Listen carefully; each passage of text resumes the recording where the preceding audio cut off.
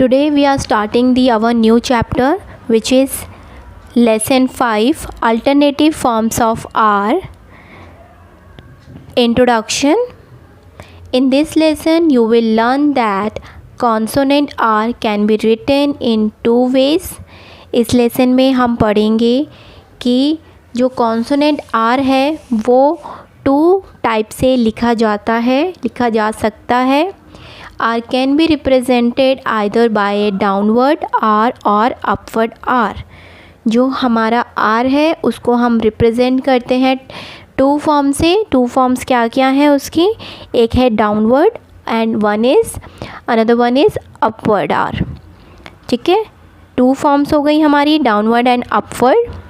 In lesson 1, Introduction to Stenography, you have learned that there are 24 consonants, but they are represented by 26 stroks in shorthand.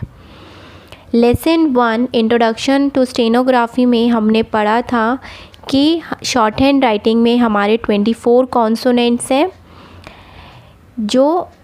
जिनको हम represent करते हैं 26 stroke से हमारे shorthand में. Two more strokes are there because consonant R and H are represented by 2 strokes each.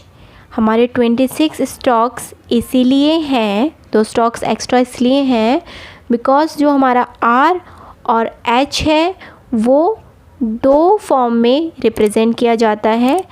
दोनों ही strokes के 2 forms हैं, इसीलिए हमारे 26 स्ट्रोक्स हैं उन 2 फॉर्म्स को भी ऐड करके. आर और एच के हम 2 स्ट्रोक्स पढ़ेंगे, दोनों अपवर्ड एंड डाउनवर्ड हैं. ठीक है, जस्ट बिकॉज ऑफ दिस हमारे शॉर्ट हैंड राइटिंग में 26 स्ट्रोक्स हैं.